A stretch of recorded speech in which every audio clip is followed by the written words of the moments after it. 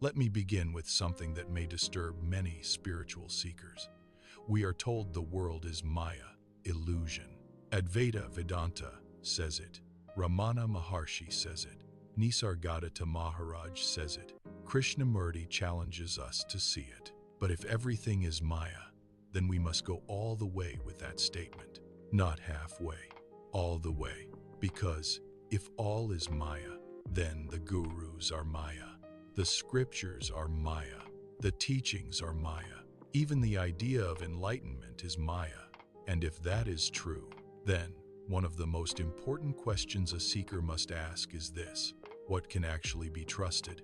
Not what can be believed, not what sounds wise, not what comes from tradition, but what is undeniably true.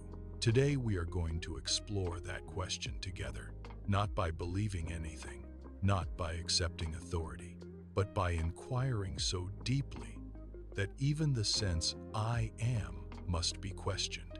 And when that inquiry is complete, what remains may take us further than most spiritual teachings dare to go, beyond the I am.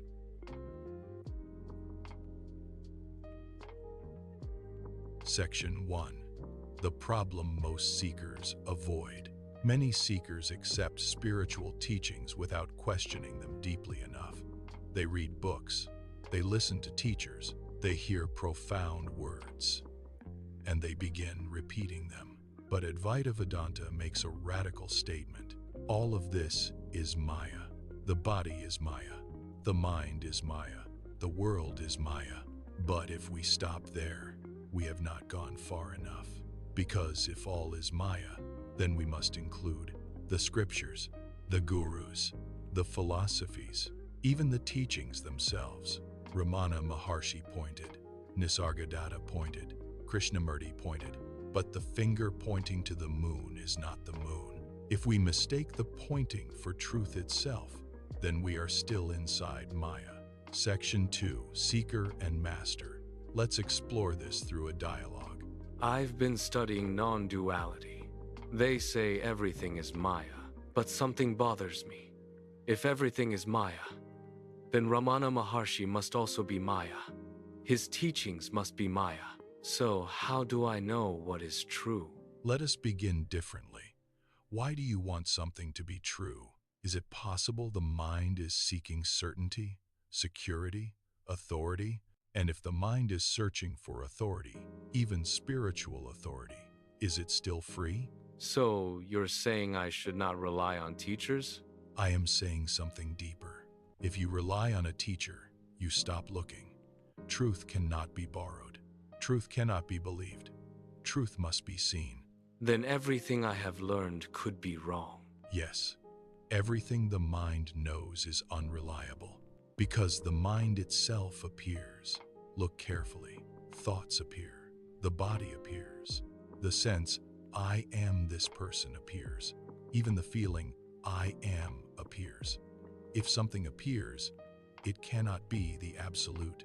Then what remains? Before asking what remains, ask this. To whom does this question arise? It arises to me. Who is this me? Look carefully. Is it the body?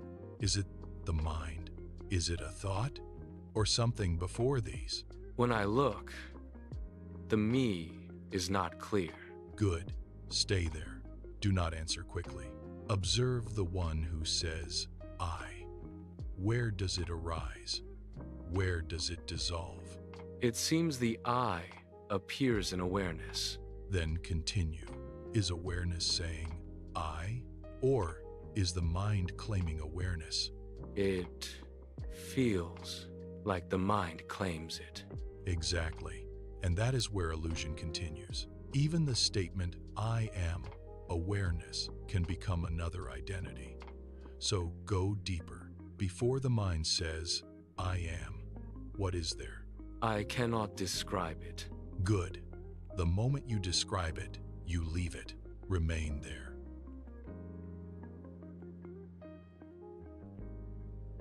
Section 3. The Trap of Spiritual Belief. Many seekers replace ordinary beliefs with spiritual beliefs. Instead of believing in the world, They believe in enlightenment. Instead of believing in religion, they believe in non-duality. But belief is still belief. Truth does not require belief. Truth must be self-evident, something that does not depend on books, teachers, concepts, tradition, because if truth depends on those things, it can be taken away.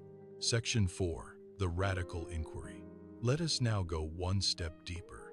Many spiritual teachings say, "You are awareness." This is a beautiful pointer. But look carefully. Awareness knows things. It knows thoughts. It knows sensations. It knows the world. But ask yourself something very carefully. If awareness knows, then awareness itself can be noticed. And if something can be noticed, it has already appeared. So the deeper question becomes, not what is awareness, but this: what is present before awareness appears? Not intellectually, not philosophically, but directly. Because even the sense "I am aware" appears and disappears. It comes and it goes. So what remains before the arising of the I? Before the arising of awareness? Before the arising of the world? Remain with that question. Do not rush to answer, because the mind cannot answer it. And the moment the mind tries, the answer becomes another concept. Reflection questions. Before you leave this video, sit quietly with these questions. Do not answer quickly. Let them dissolve the mind. Questionan. If everything that can be seen, believed, or taught is Maya, what remains that cannot be doubted? Question 2. If even the sense "I am" and the experience of awareness appear and disappear, what is present before they arise? Pause.